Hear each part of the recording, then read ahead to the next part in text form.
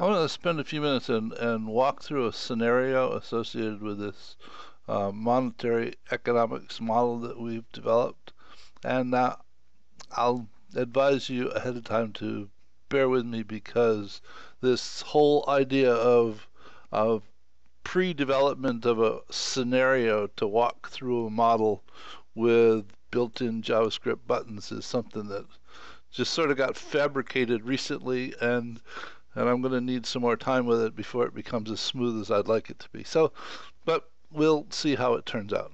So the idea is, let me go ahead and get rid of some of this detail that we don't need.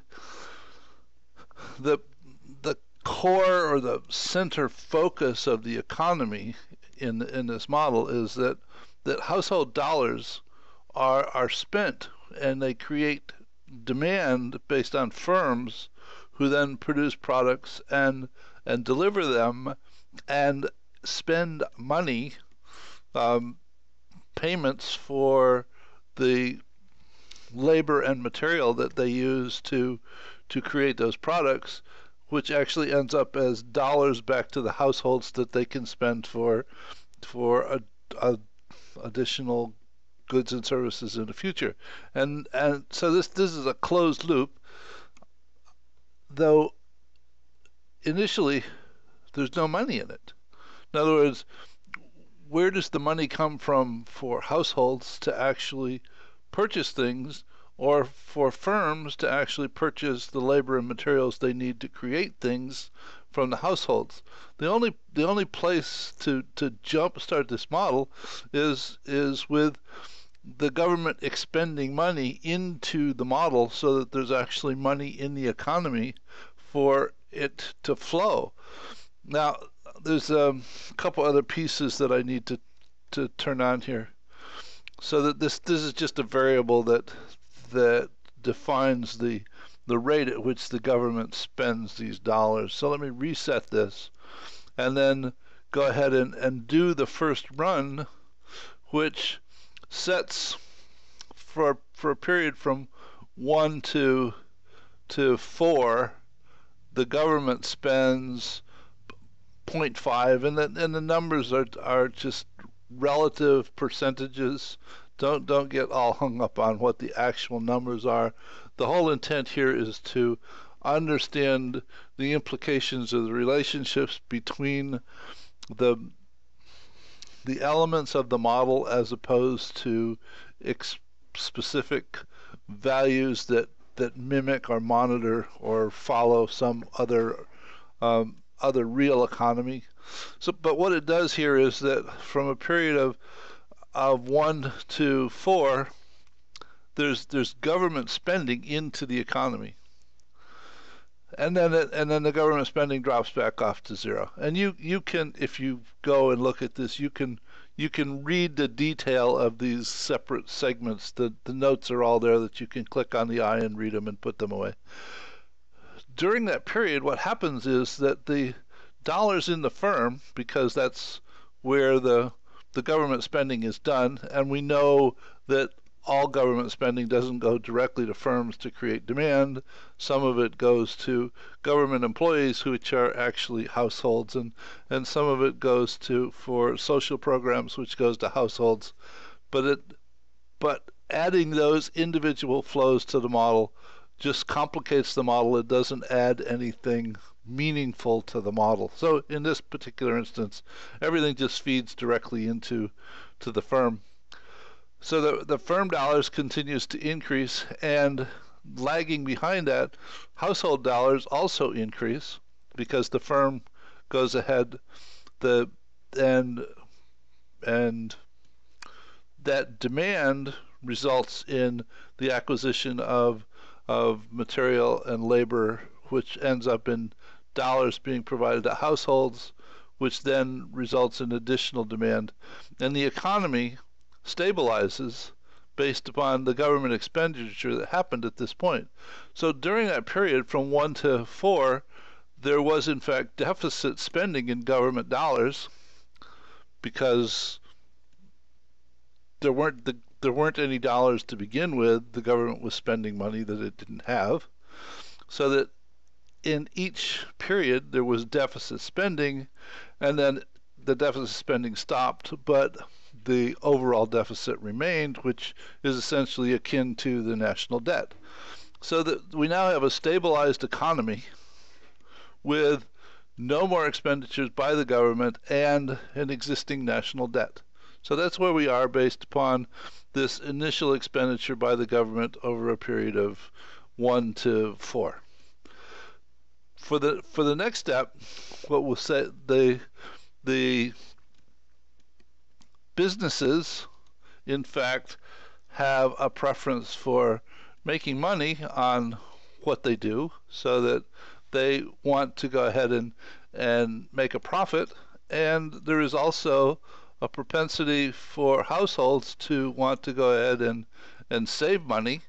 So in this next phase, we'll go ahead and say that firms take 5% profit, and the households do a savings of 10%.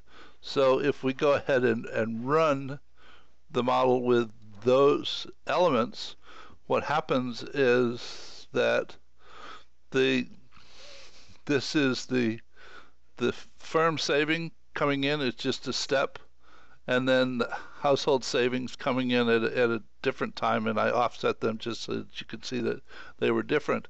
And what that saving represents is that the firms and the households are in fact taking money out of the economy, so that the economy overall is continuing to decline. And since the government isn't spending any more money back into the economy, this with the savings and continuing by the firms and the households, the economy will essentially self-destruct and run itself to zero after some period of time.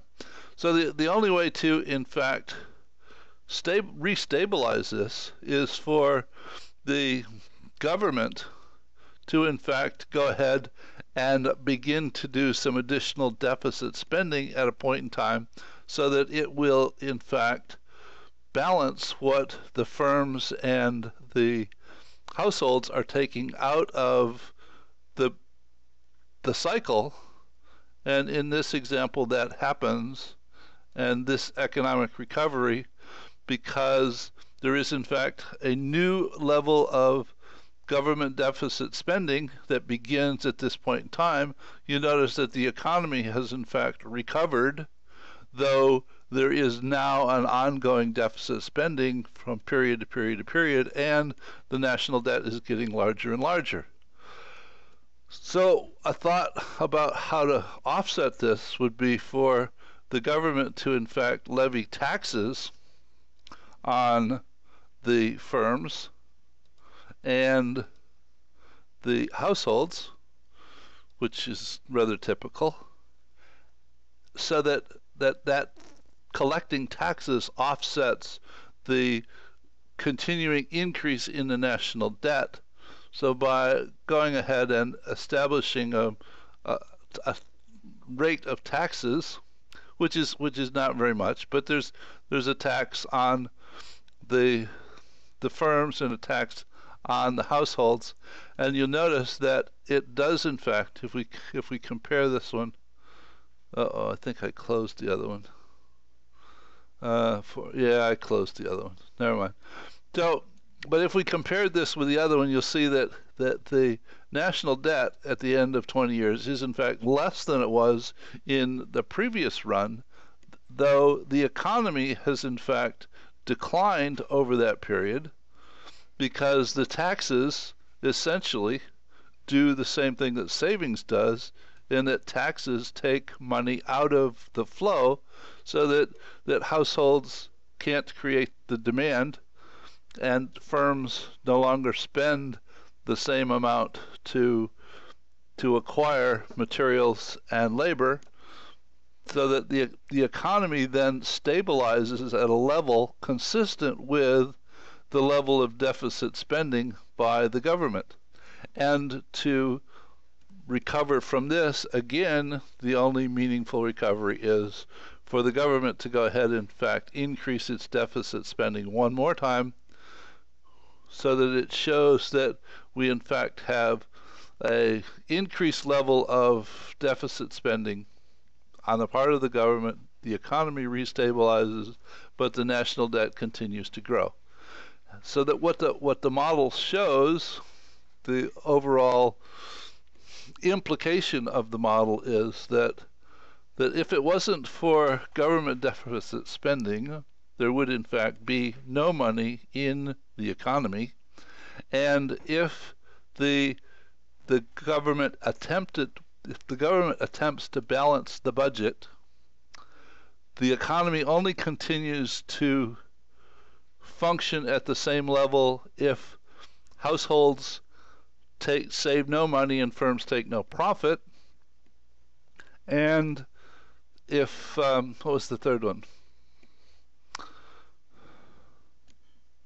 Oh, and if you take taxes out of it, the taxes will in fact cause the economy to decline.